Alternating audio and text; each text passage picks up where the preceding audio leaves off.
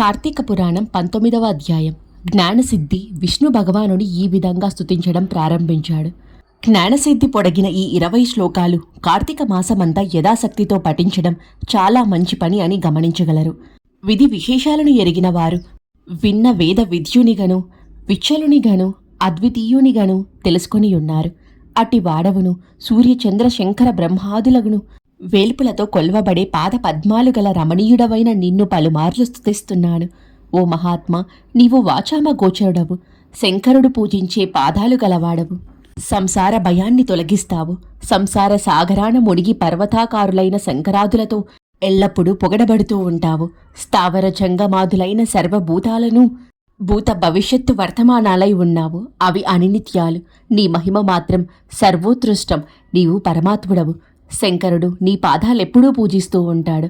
చరాచరంబైన విశ్వమంతా మహాభూతాలతోనూ మాయలతోనూ కూడా మాయమాయంగానూ మాలారూపమైన పర్పతుల్యంగానూ అనేక కారములు కలదిగానూ కనబడుతోంది. నీవు ఒక్కడివి మాత్రమే సర్వసముద్రమై విరజిల్లుతూ ఉంటావు. ఓ మురారి, విచిత్ర రూప, 4 విధాలైన అన్నములకు యజ్ఞమునకు సర్వరూపమైన వాడవు. నీవు ప్రపంచం యొక్క అధ్యాంతాలందు సర్వ పరిపూర్ణుడవయ్యున్నావు. ఓ ఈశ్వర, నీవు ఆనంద సాగరుడవు, సదా చిత్తరూపుడవు. సర్వమునకు స్థానమైనదియును సర్వ పురాణ సారమును అయిన సకల ప్రపంచమును నీతోనే పుట్టి నీయందే లీనమై ఉన్నది.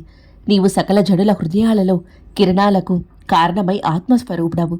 అన్ని లోకాల చేత కీర్తింపబడే ఈశ్వరుడవు. మనసు చేత కూడా సాధ్యం కానివాడవు. జ్ఞాన నేత్రులకు తప్ప మానవ నేత్రులకు నీవు కనిపించవు. ఓ ఈశ్వర, నీకు అనేక నమస్కారాలు. ఓ నారాయణ, నన్ను కృతార్థుణ్ణి చేయి. ఓ మురారి, నీకు మృక్కులర్పిస్తున్నాను. నీ దర్శనం నా విషయంలో వృధా కాకుండగా. ఓ పరమేశ్వర, అఖిల లోకవంద్య, సర్వేశ్వర, ఈశ్వర, నీకు నమస్కారం. నీవు నన్ను సదా కాపాడుతూ ఉండు. అట్లు చెప్పినట్లయితే నన్ను కృతార్థుణ్ణి చేసినట్లవుతావు. నీకు దీనివలన ఏ కొరత రాదు. నీవు దయానిధివి, దాతవు. నేను దీనుడను, సంసార బుద్ధిలో మునిగి ఉన్నాను. నిర్మలుడా, ఈశ్వర, లోకంచే నమస్కరింపబడినవాడా, మరావి సంసార సముద్రంలో మునిగిన నన్నుద్ధరించు. త్రైలోక్యనాథునికి నమస్కారం. త్రైలోక్యవాసి అయిన నీకు నమస్కారం. అనంతుడవు, అధికారణుడవు, సర్వవ్యాప్తివి, సర్వ సృష్టికర్తవైన నీకు నమస్కారం. దయానిధి, హంసుడవు, హంసపతివి, పూర్ణ సస్వరూపుడవు, గుణాతీతుడవు, గురువైన నీకు నమస్కారం. నిత్యానంద సముద్రము ఉన్నవాడవు, స్వర్గాపవర్గ ప్రాప్తి కరుణాకరుడవు, సకల విభేదాలు లేనివాడవు, తేజస్వరూపుడవు, సర్వేశ్వరుడవు, హరివి, శ్రీకృష్ణుడవైన నీకు నమస్కారం. సృష్టి స్థితి నిలయకారుడవు, వైకుంఠవాసుడవు, నీ పాద పద్మాలకు మ్రొక్కుతూ వినయంతో తలదించి ముందుకు వాల్చిన వ్యాసాదులు నిన్ను స్తుతించుచు నీ పాదములందరికీ భక్తి అనే నావ ఎక్కి పుట్టుకనే సముద్రాన్ని దాటి ఆర్తి బోకార్చి తేజోమయుడవైన నిన్ను పొందాము. మానవులు అనేక విధాలుగా ఉన్నప్పటికీ ప్రత్యక్షానుమానాది తర్కశాస్త్ర వాక్యాలచే ఊహించియును, నానావిధ పురాణ ఆగమాలు పఠించియును, పెక్కు శాస్త్రాలు విచారణ చేసియును నిన్ను తెలియలేరు.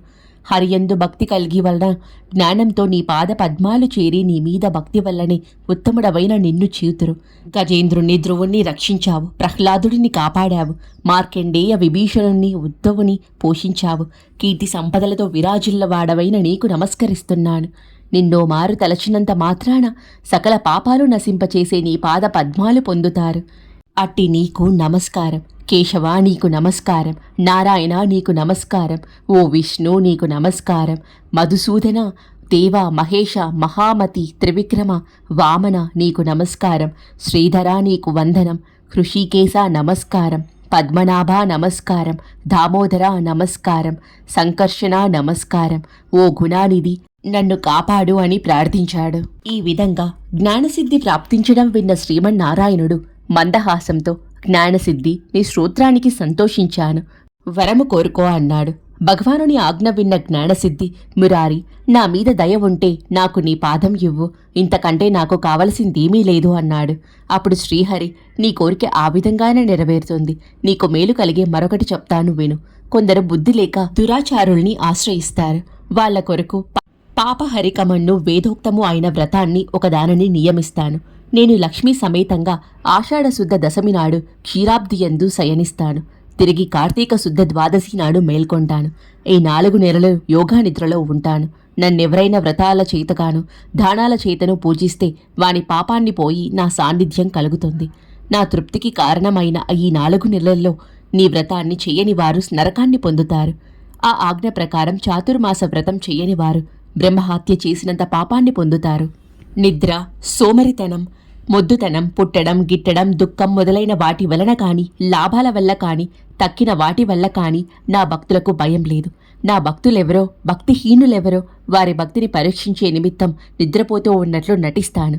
నా ఆజ్ఞ ఎవరు నెరవేరుస్తారో, నాకు ప్రియాన్ని ఎవరు కలిగిస్తారో వారి వాక్కాయ జములైన పాపాలన్నీ నశిస్తాయి. నీవు చేసిన శ్రోత్తాన్ని 3 సంధ్యలలోనూ పఠించే వారికి నా మీద దృఢమైన భక్తి కలుగుగాక. వారు చిరకాలం వైకుంఠాన నివసించుగాక అని పలకి యోగనిద్రకు వెళ్ళిపోయాడు. ఓ మహాముని, ఈ శ్రీహరి వాక్యాన్ని నీకు చెప్పాను. ఈ చాతుర్మాస వ్రతం అన్ని వ్రతాలలోనే ఉత్తమును, పాపమునను ఫలప్రదమును అవుతుంది. మహాపాపిష్టులైన దుర్మాత్ములు కాని, విష్ణుప్రియులైన సాధువులు కాని చాతుర్మాసం రాగానే చాతుర్మాస వ్రతం ఆచరించాలి. 4 జాతుల వాళ్ళు, స్త్రీలు, పురుషులు, పుణ్యస్త్రీలు, విధవా స్త్రీలు, సన్యాసులు, వారు వీరు అని భేదం లేకుండా విష్ణుప్రీతికి ఈ వ్రతాన్ని చెయ్యని వారు 1,000,000 జన్మల వరకు సురాపానం చేసిన పాపాన్ని పొందుతారు. చేస్తే అనంత పుణ్యం లభిస్తుంది. జ్ఞాన సిద్ధాలంతా చాతుర్మాస వ్రతం చేస్తే పుణ్యలోకాలు పొందుతారు.